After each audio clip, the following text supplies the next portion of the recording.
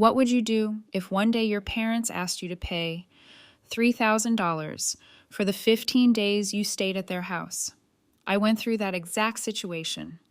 At first, I had planned to stay at a hotel, but my parents convinced me to come home.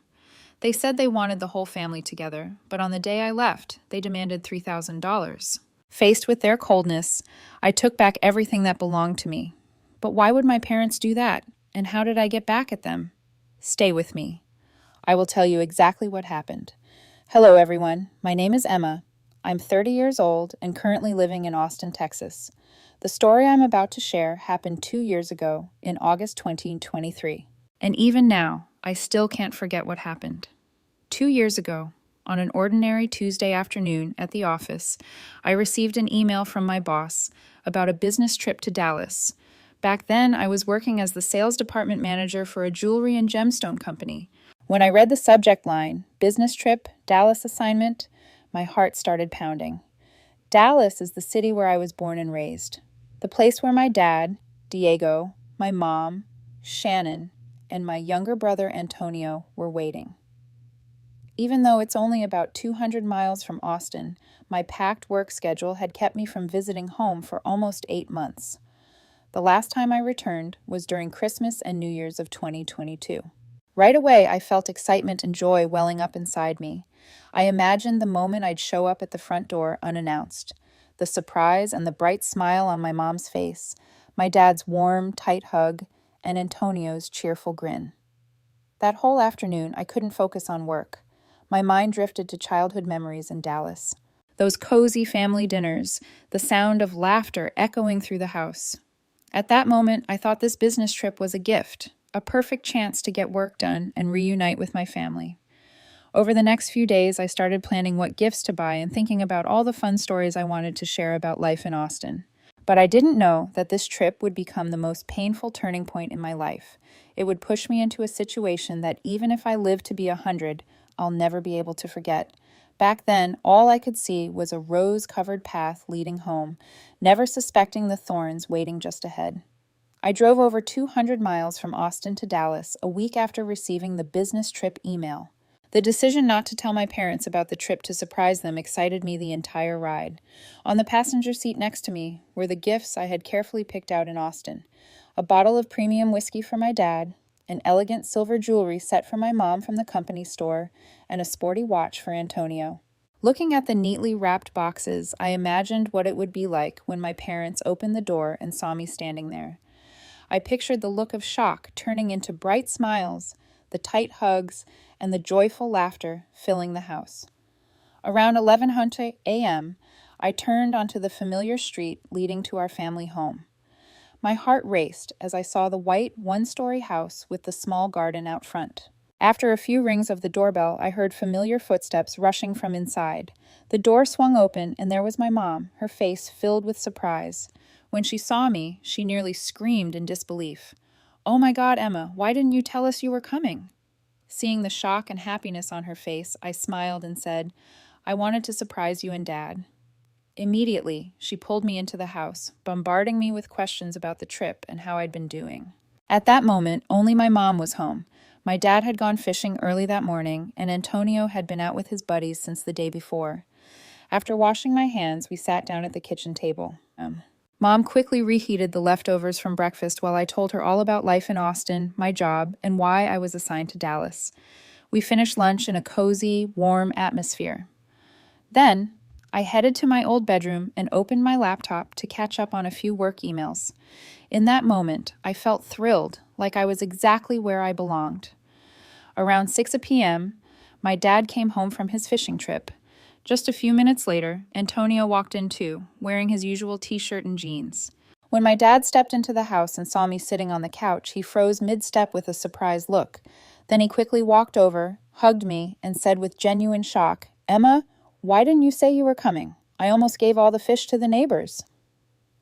After Dad let go of me, Antonio ran up with a bright, excited grin and said, "When did you get here? This is awesome. I finally have someone to play games with again." A warm feeling spread through my chest. My dad's tight hug, Antonio's beaming smile, and my mom's joyful eyes, looking out from the kitchen, made me feel like I had come home. At that moment, I realized there was nothing more valuable than family.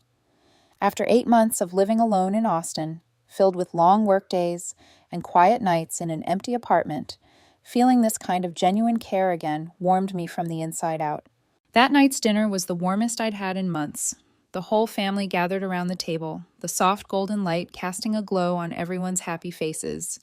Dad shared stories about the massive fish he caught. Mom excitedly talked about the little garden in the backyard, and Antonio kept me updated on everything happening in Dallas. After 8 months apart, just sitting at the dinner table with my family made me feel whole again. Laughter echoed through the room. Old stories were brought back to life, and the sense of being loved wrapped around everything. After dinner, we moved to the living room. This was the moment I had been looking forward to all day.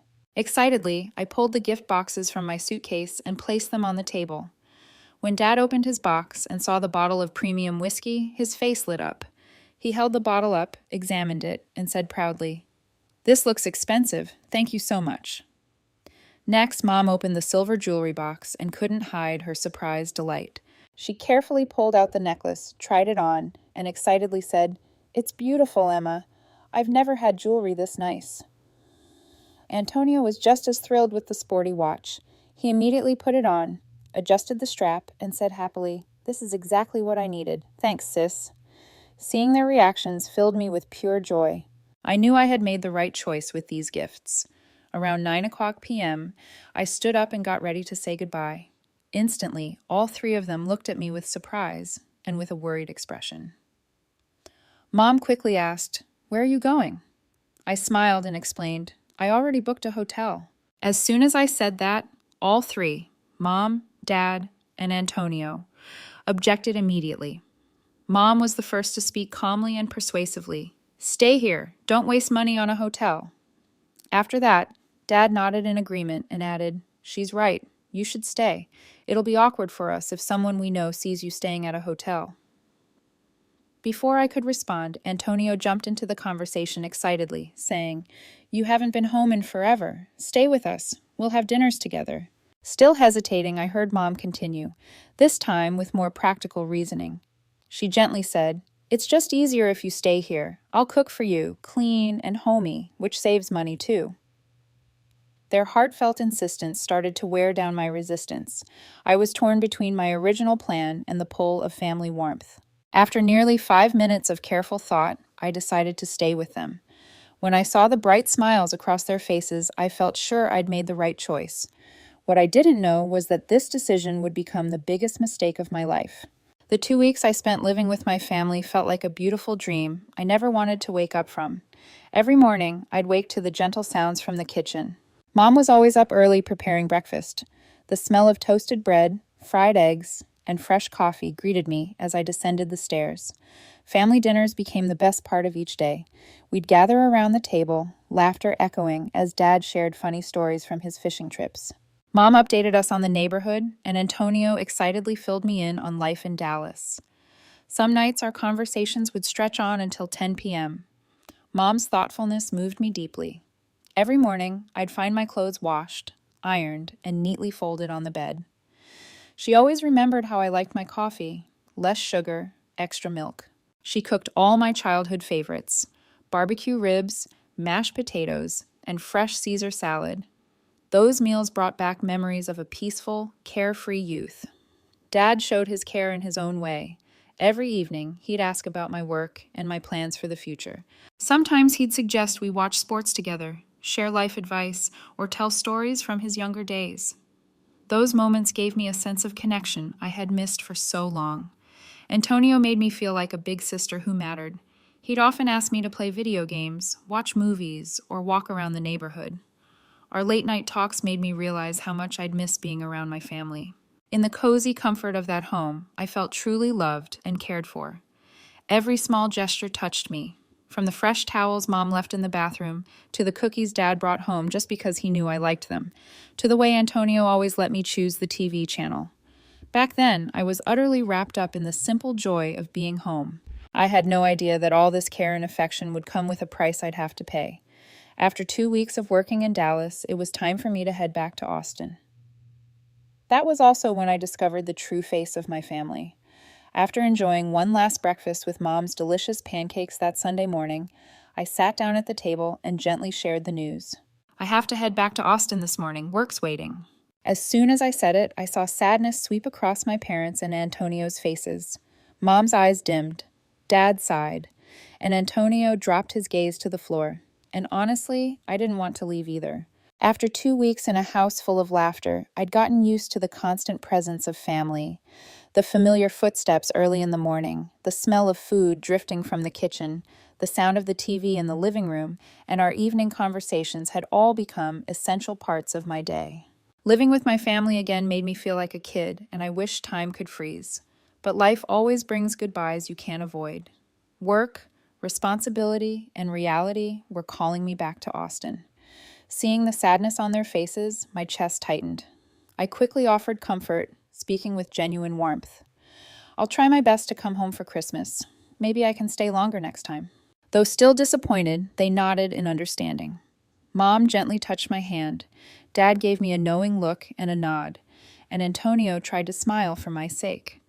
After we cleared the table, I went upstairs to start packing my things. While folding my clothes, a thought suddenly crossed my mind.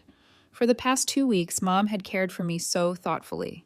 Cooking, doing laundry, and all those little gestures that showed her love. I wanted to show my appreciation in a meaningful way. I opened my wallet, carefully counted out $1,500 in cash, and placed it in a plain white envelope. It wasn't a massive amount for me, but I believed it could help cover part of the household expenses that had likely gone up while I stayed there. I wasn't keeping score. I knew my parents rented this house for $1,500 a month, and it was clear utilities, groceries, and other costs had increased with me around. With the envelope tucked safely in my hand, I planned to give it to Mom once I brought my suitcase downstairs. In my mind, this was a thoughtful gesture to show my gratitude and maturity as a daughter. Holding that envelope with $1,500 inside, I imagined Mom's proud, emotional smile when she received it. I thought she'd feel proud to have a daughter who understood and cared. What I never could have imagined was that this kind act would become the start of the worst nightmare of my life. Around 10 o'clock a.m., I dragged my 2 suitcases downstairs with a heavy heart, knowing the moment of goodbye was near. The sound of the suitcase wheels echoed across the silent wooden floor. As I passed the living room, I saw my parents and Antonio sitting there as if they'd been waiting for this exact moment. Stopping in the middle of the room, I set my luggage down and pulled the envelope from my jacket pocket. With a warm smile, I walked over to Mom and handed it to her. I said, "Mom, this is just a small gesture from me." She took the envelope from my hand and opened it curiously. I watched her face as the bills came into view. Carefully, she pulled out the money and counted each bill individually. Seeing the pleased expression on her face while she counted, I felt certain the gesture touched her. But once she finished counting, she looked at me with a strange, skeptical expression instead of the grateful smile I had imagined. A few seconds of silence passed before she asked, in a tone that caught me entirely off guard, "Only $2,500? The way she asked that question hit me like a lightning bolt. Her tone wasn't surprised in a good way. It was filled with evident disappointment. I immediately felt confused. I quickly replied, "I don't quite understand what you mean, Mom." She let out a heavy sigh. The tension in the room thickened, and then she said bluntly, "Your stay here cost us $3,000. The second I heard that number, it felt like my heart stopped. I was utterly stunned. I couldn't believe what I just heard. I quickly asked, "You're not serious, are you? $3,000 for 2 weeks?"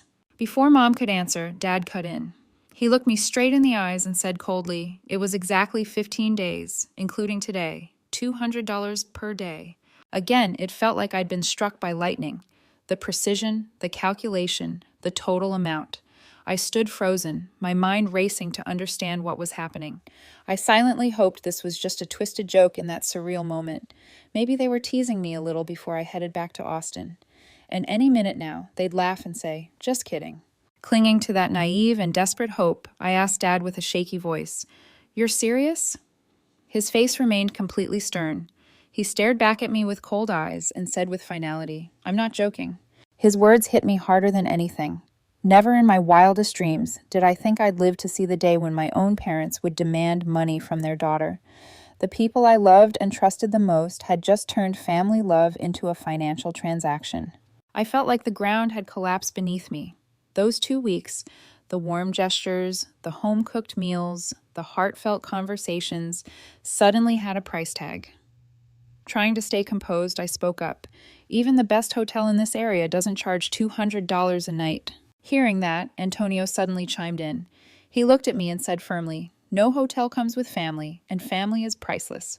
Right after Antonio spoke, Mom quickly backed him up.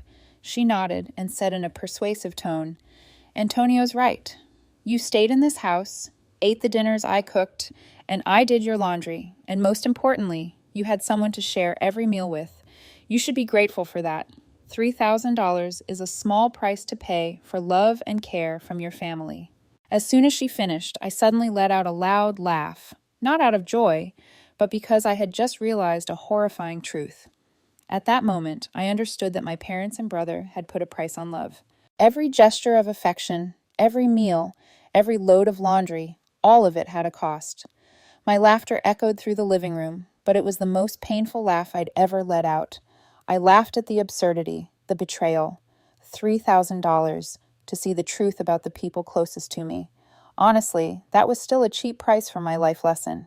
In that moment, I realized those past 2 weeks weren't a heartfelt family reunion. They were 2 weeks I had unknowingly rented to experience manufactured affection, and now the bill had arrived.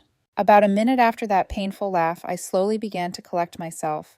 The anger inside me was still burning, but my logic started to take over. I'd made up my mind. I would give them the $3,000, then cut ties with this family for good. But before I did that, there was one thing I needed to say. I had to call out the blatant favoritism they'd shown Antonio for years. Looking over at Antonio sitting quietly on the couch, I turned to my parents and said coldly, "Fine, I'll pay the $3,000. But first, show me how much Antonio pays you each month." The moment I asked that question, Antonio quickly jumped in. He looked at me nervously and said defensively, "Don't drag me into this. You and I are different." I immediately turned to him and snapped, "Different? How? Go ahead, explain it to me." Faced with my challenge, Antonio fell utterly silent. He lowered his head, avoiding eye contact, and said nothing. Seeing him speechless, my father raised his voice. His face flushed red angrily as he stood up and shouted, "Don't compare yourself to Antonio. You're lucky. You've got a career and a good income. He wasn't as lucky as you." The word lucky coming from my father's mouth lit a new fire inside me. All through the years of nonstop work, the sleepless nights studying, and the weekends I gave up to focus on my career were now reduced to one word, lucky. I couldn't hold it in anymore. I shouted, my voice shaking with fury. "That's enough, Dad. He's your son, and so am I, your daughter. Why are you so blatantly biased?" My emotional outburst froze the entire room. All three stared at me with a mix of shock and tension. Just as Mom was about to say something, I raised my hand, stopping her mid-sentence, determined to face the truth head-on. I took a few steps forward until I stood right before my father. Staring into his eyes, I asked cold and steady, "You said I was lucky to have a career, right?" Seeing I wasn't backing down, the veins in my dad's forehead and neck began to bulge. His face turned crimson. And finally, he exploded, shouting, "Pay the damn $3,000 and get the hell out, you ungrateful brat." The moment he yelled, Mom rushed over in a panic. She rubbed his chest, trying to calm him as she frantically said, "Calm down. Don't forget about your heart." After soothing him, she turned to me with a glare full of bitterness and blame. She pointed her finger right at my face and said viciously, "One day you're going to kill your father with your disrespect." Hearing those cruel words come from my mother shattered something deep inside me. She didn't know that my heart had already broken the moment they treated love like a transaction. What she just said was simply the final stab to what was already in pieces. Right then, I felt a strange calm settle over me. The rage, the pain, all of it faded. What remained was pure cold detachment. Unwilling to drag this argument out, I pulled out my wallet and took out the remaining $1,500 in cash. I didn't hand it to Mom like before. Instead, I calmly placed the bills on the coffee table, like closing a business deal with strangers. All three of them silently watched my every move. The air in the room was so thick it was suffocating. Before I left that house for the last time, I stood tall, looked each of them in the eye, and said with ice, $3,000, a dirt cheap price to see people's true colors. I will never forget today, and someday you'll come begging." My words sent Mom into a rage. She jumped up from the couch, her face flushed red with fury, and screamed, "What did you say? Say that again. I dare you." But I didn't say another word. I had said everything that needed to be said. With all the calm in the world, I turned my back on them, grabbed my suitcases, and walked out the door. Their shouting and insults echoed behind me, but I never looked back. When I loaded my bags into the car and got into the driver's seat, I felt like I had just escaped a long, twisted nightmare. The engine roared to life, and I drove away from that familiar street one last time. I could still see the three of them standing at the door in the rearview mirror, but they no longer felt like my family.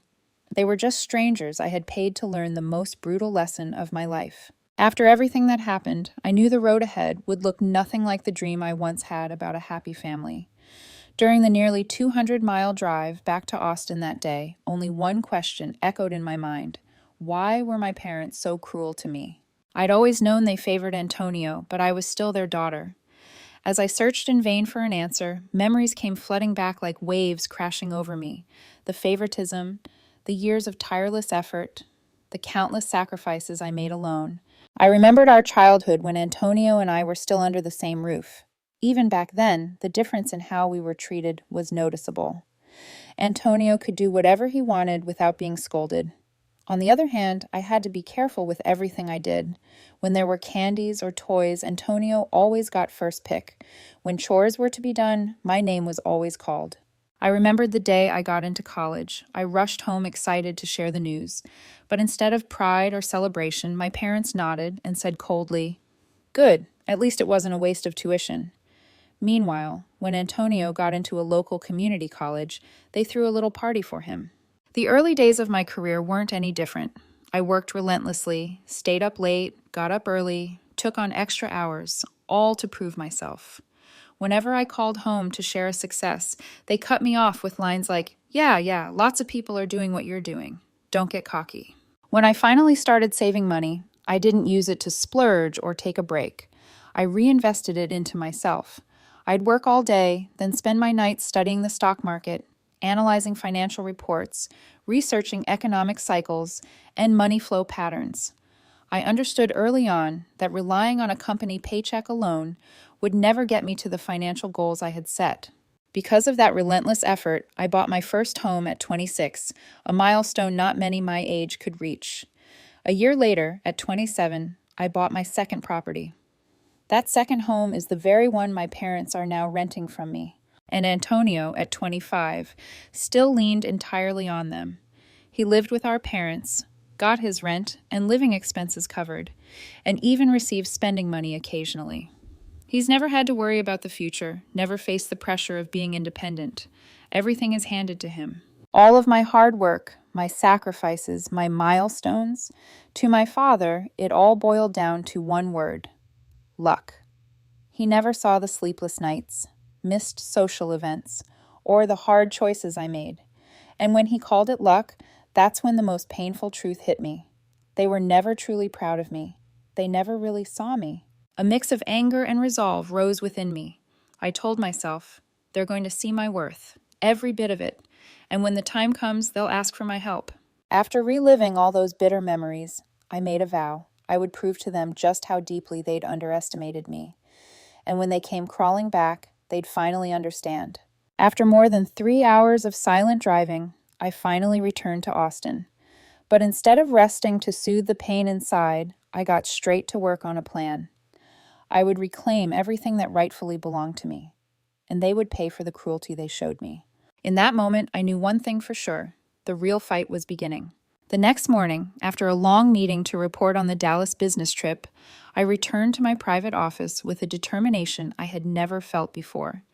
Instead of jumping into the usual emails or prepping for my next project, I set a plan that kept me awake all night. I opened my laptop, searched my contacts, and called the Morrison & Associates real estate office in Dallas. This was the firm handling the legal management of my property, the house my parents rented, without ever realizing their daughter was the owner. To fully understand this moment, I need to rewind and explain the story behind the house purchase, a decision that completely changed the game. Years ago, when I was just a 16-year-old girl, my family started renting that single-story white house for $1,500 a month. With 3 bedrooms, 2 bathrooms, and a small front yard, it became where every memory from my childhood was made. By 2022, after the pandemic had eased, Mr. Graham, the homeowner, decided he wanted to sell the house due to old age and declining health. He personally approached my parents to ask if they wanted to buy the home, offering it at a reasonably attractive price, $350,000. My parents were eager to own the home they had lived in for so many years, but the financial reality didn't cooperate. They didn't have enough for a down payment, nor did they qualify for a loan big enough to cover the purchase. During a visit home in late 2022, my mom confided in me about the situation. Sitting beside me on our old sofa, she said sadly, "Looks like we'll have to move out soon. Mr. Graham's putting the house up for sale." Hearing that, I felt sad, thinking the family might lose the place that held so many memories. But with my experience in real estate investing and knowledge of the market, I saw something else, a golden opportunity. $350,000 for a house in that area was a great deal, and I had the financial means to make it happen. So I decided to buy the house. I reached out to Mr. Graham directly and offered to purchase the property. I also specifically asked him to keep my identity confidential, not to disclose to anyone, including my family, that I was the buyer. That choice to keep things secret was based on lessons I had learned in personal finance courses. One of the most essential principles is never to reveal details about your assets to others, especially to family. Doing so avoids unnecessary conflict and protects you from financial expectations that can quickly become burdens.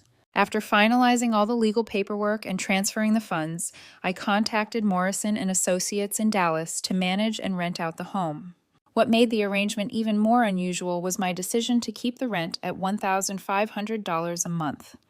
Even though market rates in the area had climbed above $2,000 after the pandemic, on the rare occasions I visited home after that, my parents often praised the new landlord for being so kind.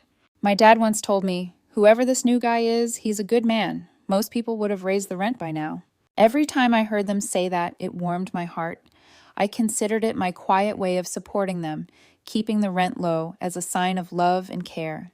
But after what happened just one day ago, after they demanded $3,000 from me for living expenses, I saw their actual cold and calculating side. At that moment, I decided to cut off the silent support I had been giving for years. Sitting in my office now, with steel-like resolve, I knew it was time for them to understand the value of everything I had done quietly behind the scenes, and it was time for me to regain complete control of the game. Back to the story. After receiving my request to adjust the rent, the team at Morrison and Associates got to work right away. Their professional staff moved efficiently without asking a single question about the sudden price increase. The new rent they proposed was $20,500 per month, a number that aligned perfectly with the current market rate in the area. After years of keeping the rent at $1,500, the house was finally valued at its true worth. The $1,000 increase wasn't just fair. It was still below what similar homes in the neighborhood were going for. However, the change couldn't take effect immediately due to legal clauses in the lease agreement. The contract clearly stated that if I wanted to raise the rent or ask the tenants to vacate, I had to provide at least 60 days' notice. That's the legally required time frame to protect the tenants' rights, giving them enough time to find a new place or renegotiate the terms. By 3:00 p.m., I was sitting in my private office when I opened my laptop and checked my email. The updated lease with the new rate was in my inbox, awaiting confirmation. I read through every line and clause, ensuring everything was accurate and legally sound. I didn't feel even the slightest bit of guilt. Instead, a calm sense of relief and satisfaction washed over me. I felt like I was doing the right thing. This wasn't about revenge, but exercising my rightful authority as the property owner.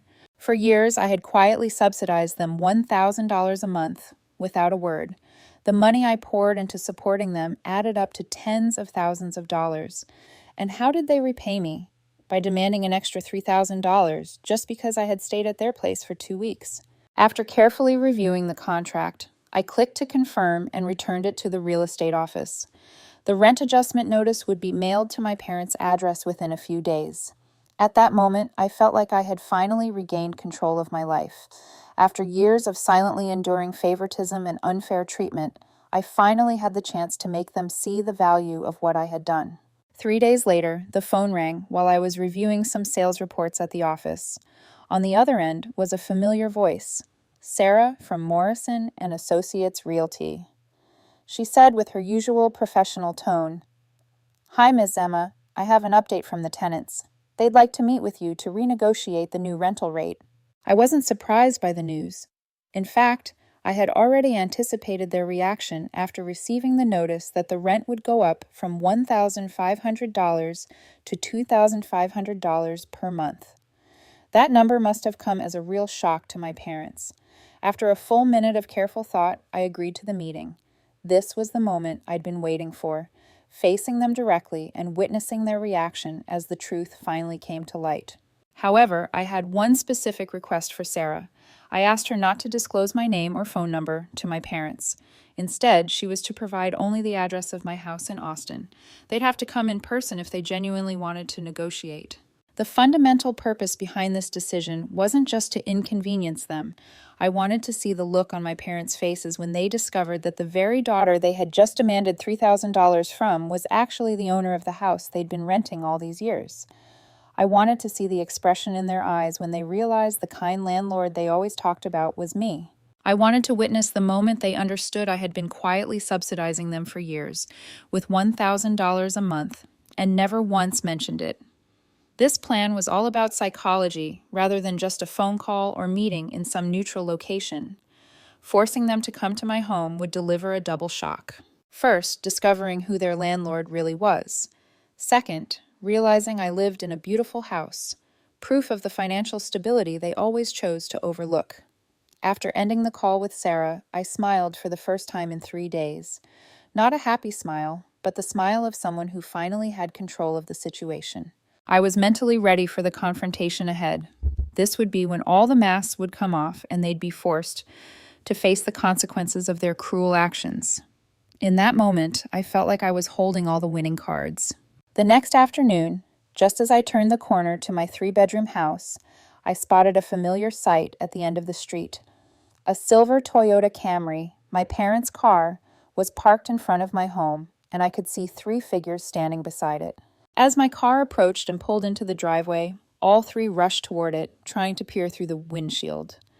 At first, they looked curious and unsure, but their expression shifted to utter shock when they saw my face through the glass. I opened the door and stepped out, facing the stunned faces of my parents and Antonio, but I didn't greet any of them. Calmly, I grabbed my work briefcase from the back seat, locked the car, and walked straight up to the front porch. I unlocked the door with my key, ignoring the stares glued to me. After a few seconds of silence, my mom finally found her voice. She called out my name and shouted in disbelief, "Emma, this is your house?" But I didn't bother turning around to answer her. Cold and composed, I continued walking into the house, leaving all 3 confused and abandoned on the doorstep. The door closed behind me, forming an invisible wall between us. From inside, I watched them through the living room window. My parents looked like they couldn't believe what they were seeing. They just stood there staring at the modern 2-story house, the well-kept garden, and the BMW parked in the garage. Then, I saw them take out a phone, comparing the address on the screen to the house number mounted next to the front door. I saw my dad pull out his phone through the window and dial a number. His voice sounded nervous and uncertain. I could guess he was calling Morrison and Associates either to confirm the address they'd given or to ask for more information about the mystery landlord. Meanwhile, my mom and Antonio stood close together, their eyes darting back and forth from the house to my car to each other with expressions of pure confusion. They were whispering something I couldn't hear, but from their body language, it was clear they were desperately trying to piece everything together. Watching their awkward, panicked reactions, I felt a chuckle escape my lips. It wasn't a cruel laugh. It was the laugh of someone witnessing a moment they'd carefully orchestrated.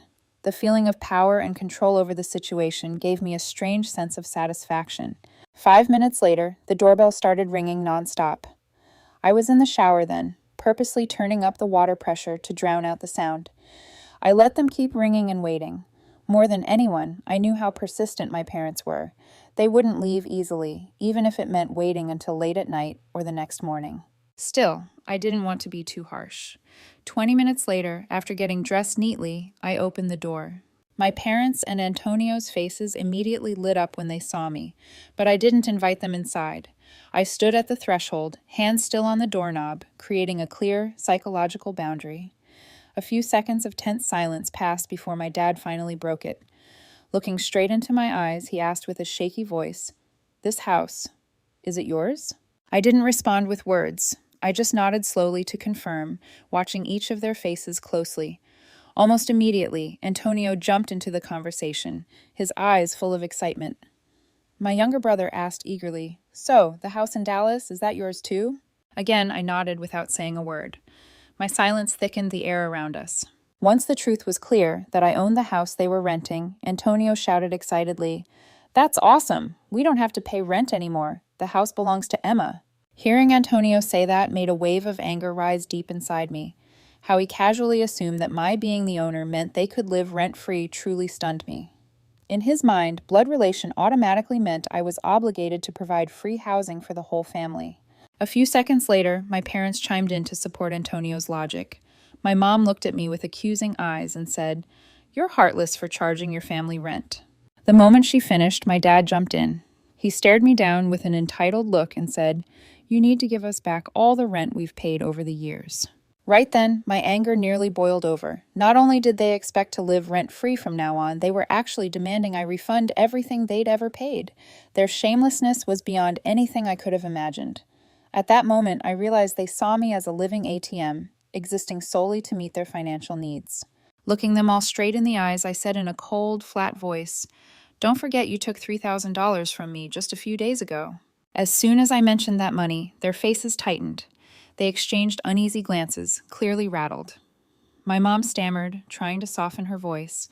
"It was just a misunderstanding, sweetheart. We'll return that money right away." I cut her off immediately, my voice firm and unyielding. "Too late. The rent is $2,500 a month. If you agree to that, you can stay. If not, find somewhere else." That blunt statement pushed my dad over the edge. His face turned red with fury as he shouted, "You're really going to take money from your own parents?" Right behind him, Antonio added fuel to the fire. He yelled angrily, "How can you be so heartless, taking money from your aging parents?" At that point, I couldn't hold it in anymore. Instead of continuing a pointless argument, I pulled my phone from my pocket and shouted, "Get out of here right now, or I'm calling the police." But they didn't budge.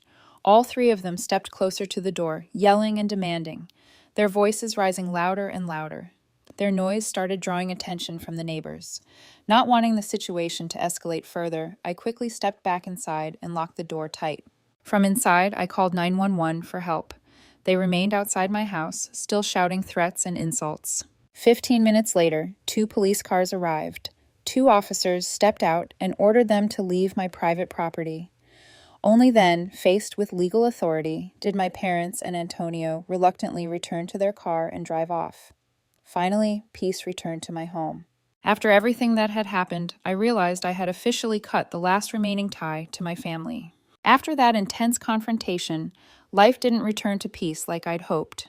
In the days that followed, my phone rang constantly with calls from my parents and Antonio. They called from early morning until late at night, sometimes 15 to 20 times daily. After 3 days of putting up with this nonstop harassment, I decided to take a drastic step. I no longer wanted them to interfere with my life, so I changed my phone number. 2 months later, just as I had predicted, they were forced to leave my house, unable to afford the new rent of $2,500 a month. They had no choice but to find somewhere else to live. As for me, I had to compensate them with 2 months' rent for making unauthorized changes to the lease agreement. When I got the official notice from Morrison and Associates Real Estate confirming they had moved out and paid all outstanding fees, I felt an unexpected relief. Not because I'd gotten revenge. This wasn't about that. It was because I had finally broken free from a toxic emotional cycle. Just a week later, the house had new tenants, a family of 4. They were the ideal renters, paid on time, took great care of the property, and brought no family drama into the space. Now and then, when I received the monthly report from the property management office, I saw photos of a well-maintained garden and a clean, orderly home. That family had turned the place into a true home, not one full of manipulation and selfishness like before. On quiet nights in Austin, I sometimes wondered if I regretted what I did, but the answer was always no. I learned a tough but necessary lesson about setting boundaries and protecting myself from people who might take advantage of family ties. About a month ago, when I shared my story on Reddit, the internet had much to say and opinions were split. Some people supported me. They said it was important to cut ties with toxic relationships, but others thought I was too harsh for kicking my family out of the house. Some even argued that charging $3,000 for 15 days at my parents' place was fair. What about you? What do you think of the decisions I made? Drop your thoughts in the comments below. I genuinely want your perspective, and if this story spoke to you in any way, don't forget to subscribe, like, and share it with someone who might need to hear it. Thanks for listening.